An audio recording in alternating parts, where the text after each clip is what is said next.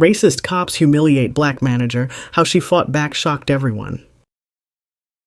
In a bustling Chicago supermarket, two racist policemen wrongly arrested Aisha Thompson, a black woman, and the store's branch manager on suspicion of shoplifting, humiliating her in front of colleagues and customers.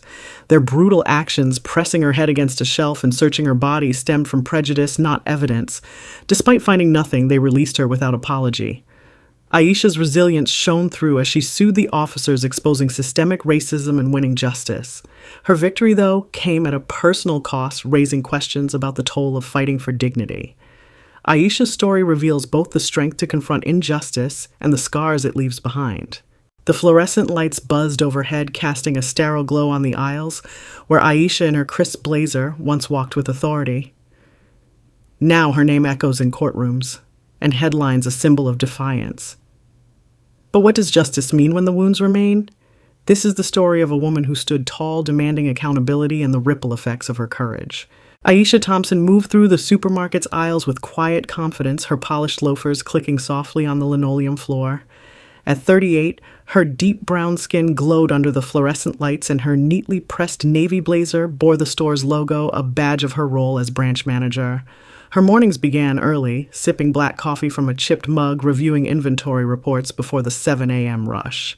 The scent of fresh produce and the hum of refrigerators filled the air, grounding her in routine. Raised in Chicago's South Side, Aisha carried memories of her mother's eviction battles and her own nights studying by candlelight during power shutoffs. Those struggles fueled her rise from cashier to manager, a journey marked by late shifts and relentless determination. Yet beneath her calm demeanor lay a tension she craved: peace. A quiet life with her teenage daughter Maya. But injustice seemed to follow her. She'd seen it in the sidelong glances from customers herded in whispered slurs. Each stung, but she swallowed her anger, choosing restraint over confrontation. Today, as she adjusted a display of canned goods, her fingers grazed the cool metal tins, her mind on Maya's college applications. Then a shadow fell over her, a customer's complaint, vague and pointed. Aisha's pulse quickened, but her smile held steady. She sensed the weight of eyes on her, the unspoken assumptions. Enough was enough. Her jaw tightened, and in that moment she decided she would not stay silent this time. She would speak up whatever the cost. The supermarket's afternoon hum was shattered by the sharp clack of boots on linoleum. Aisha, arranging a display of cereal boxes, froze as two policemen stormed toward her, their faces set in hard lines. The air grew heavy with the scent of their leather belts and the faint tang of sweat. Customers paused, carts squeaking to a halt, their whispers blending with the muzak droning overhead. "Ma'am, step away from the display," one officer barked, his voice slicing through the noise. His partner's eyes narrowed, clutched a radio that crackled with static. Aisha's heart thudded, but her face remained a mask of calm. "I'm the manager here," she said evenly, gesturing to her name tag. The first officer, his badge glinting under the lights, sneered. "We got a call about a shoplifter. Blackwoman, your description." The absurdity hit her like a slap, the manager accused in her own store. Before she could respond, the second officer grabbed her arm, his grip bruising, and yanked her toward a shelf. Her shoulder slammed against the metal edge, sending a jar of pasta sauce crashing to the floor, its red contents pooling like blood. The officers pressed her head against the shelf, the cold steel biting into her forehead. Hands patted her down, rough and invasive, as customers gawked, some filming with phones, others turning away. The indignity burned. Aisha, who'd spent years earning respect, reduced to a spectacle. "I haven't stolen anything," she said, voice steady despite the tremor in her chest. They ignored her, rummaging through her pockets, finding only her keys and a crumpled grocery list. The first officer muttered, "Nothing," his tone laced with irritation, not remorse. The crowd's silence was deafening, their averted eyes a betrayal. A teenage cashier, eyes wide, hovered nearby but said nothing. The officer stepped back, one shrugging as if the ordeal was routine. "You're free to go." He said no. Apology offered. Aisha straightened her blazer, wrinkled her dignity bruised but intact. Her gaze swept the store-locking eyes with a customer who quickly looked away. The injustice was stark, laid bare in the fluorescent glare, yet the world around her seemed indifferent, resuming its chatter and clatter as if nothing had happened. She stood taller, her resolve hardening. This wasn't just about her, it was about every black woman judged, dismissed, or violated by prejudice. She would not let this pass.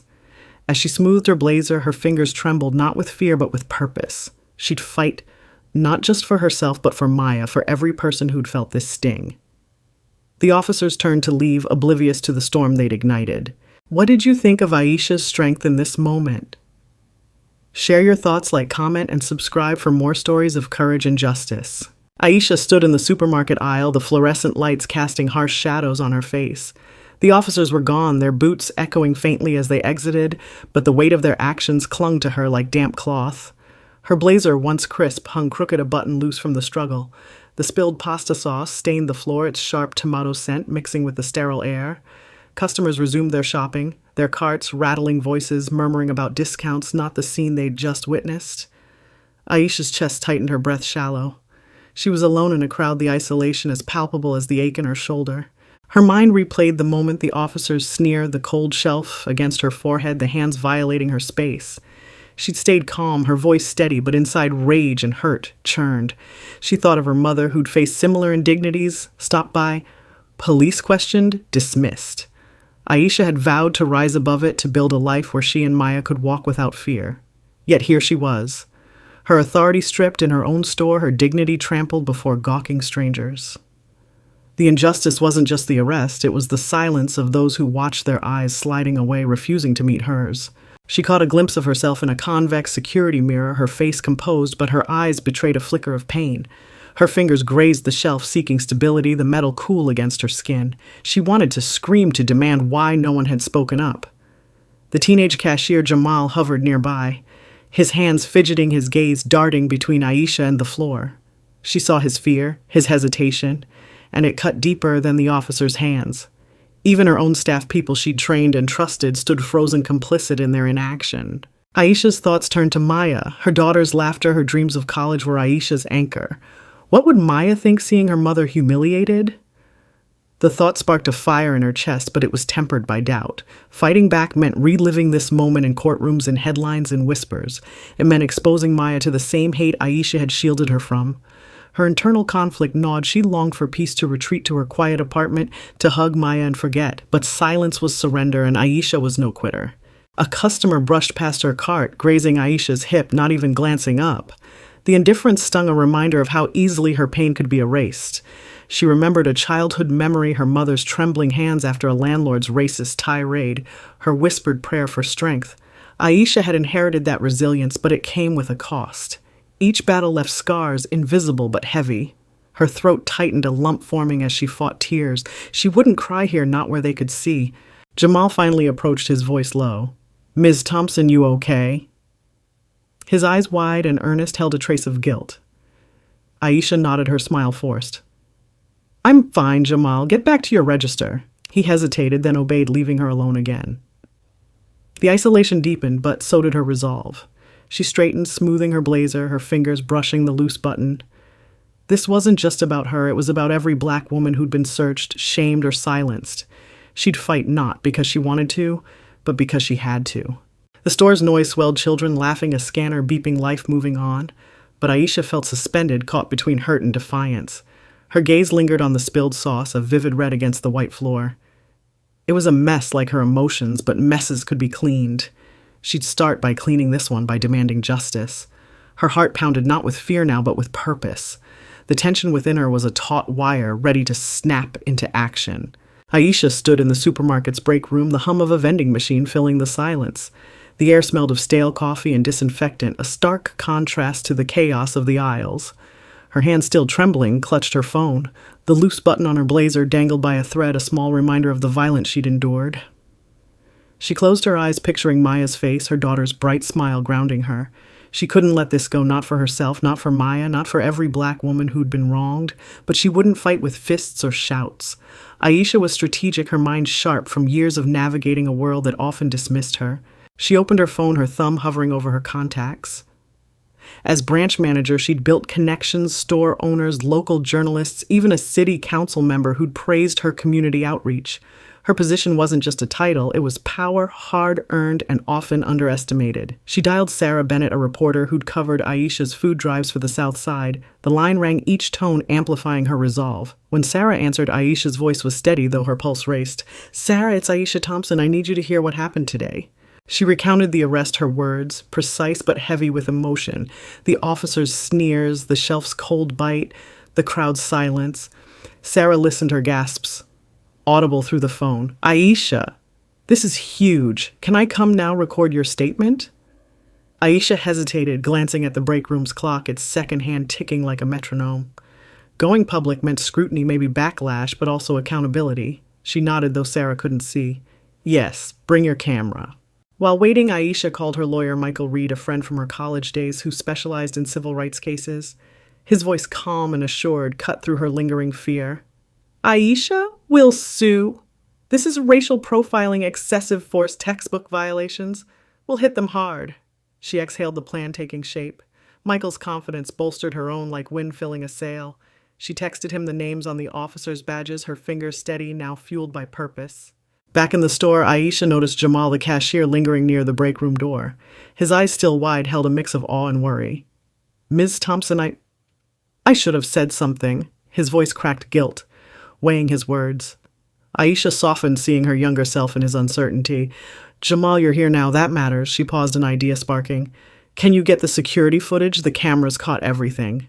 Jamal nodded eagerly, darting to the manager's office.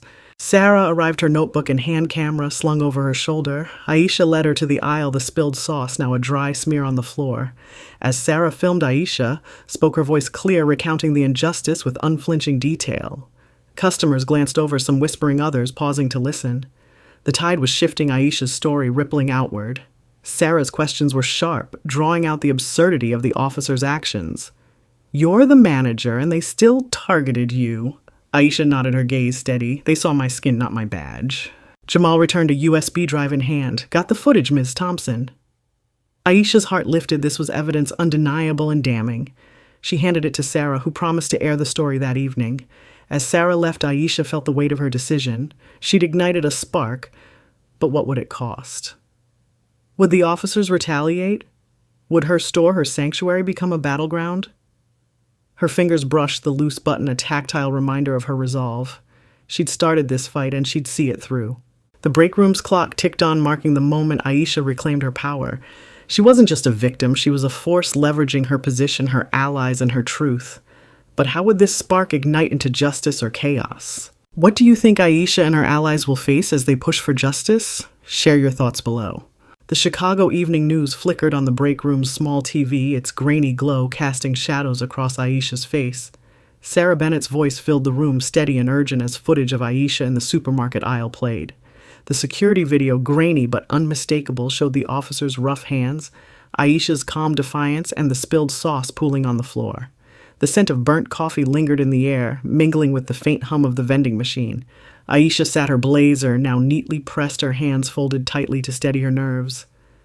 Maya sat beside her, her eyes wide, gripping her mother's arm. Sarah's report sparked a firestorm.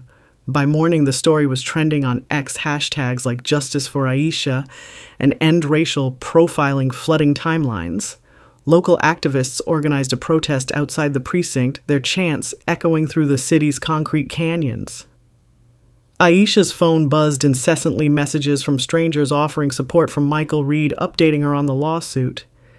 The city council member she'd contacted called, promising an investigation. The supermarket chain issued a public apology, pledging to retrain staff and donate to anti-racism initiatives, though Aisha knew words were cheap without action. The officers, identified as Daniel Holt and Mark Grayson, faced swift consequences. The police department, under pressure from public outrage and the damning footage, suspended them without pay. Michael's lawsuit, filed within days, alleged racial profiling and excessive force-seeking damages and policy reforms. At the courthouse, Aisha stood tall, her voice steady as she recounted the ordeal to reporters.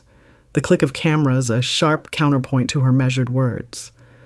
The cold marble of the courthouse steps chilled her feet, but her resolve burned hot. She was no longer just a manager, she was a symbol. The trial was swift, the evidence overwhelming. The jury, a mix of weary faces and attentive eyes, deliberated for only 3 hours. When the verdict came guilty of misconduct with damages awarded to Aisha, the courtroom erupted in murmurs. Holt and Grayson's faces fell, their badges now tarnished. They were fired, their reputations shredded, their futures uncertain. Aisha felt a weight lift, but her heart remained heavy. Justice had come, but the memory of their hands, the crowd's silence, lingered like a bruise. Outside, supporters cheered, their signs bobbing in the crisp autumn air. Aisha embraced Maya, her daughter's tears soaking her shoulder. Jamal, who'd provided the footage, stood nearby, his shy smile a quiet victory. Sarah's camera captured the moment, her report framing Aisha as a hero. The supermarket, once a place of routine, now felt like a battlefield where Aisha had reclaimed her dignity. She smoothed her blazer, the loose button now sewn back, a small act of restoration. Yet the victory wasn't complete. Aisha knew the system that enabled Holt and Grayson still stood its roots deep and stubborn. She'd won this battle, but the war against prejudice continued. As she walked home with Maya, the city's lights blurring in the dusk, she felt both empowered and exhausted.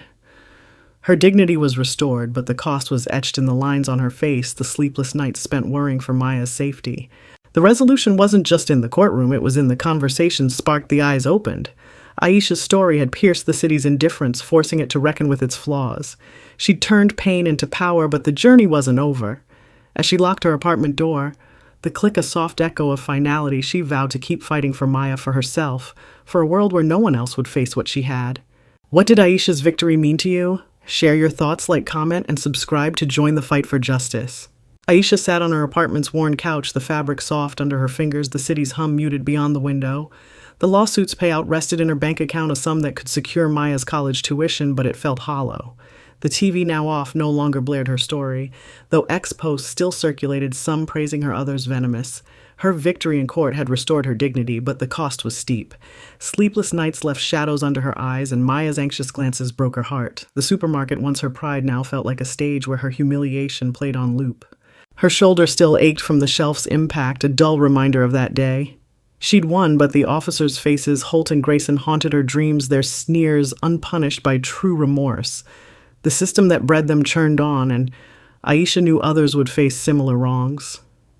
Her reputation, though bolstered by supporters, bore scars, whispers of troublemaker from some colleagues, a demotion thinly veiled as a reassignment by corporate. Justice had come, but it was imperfect.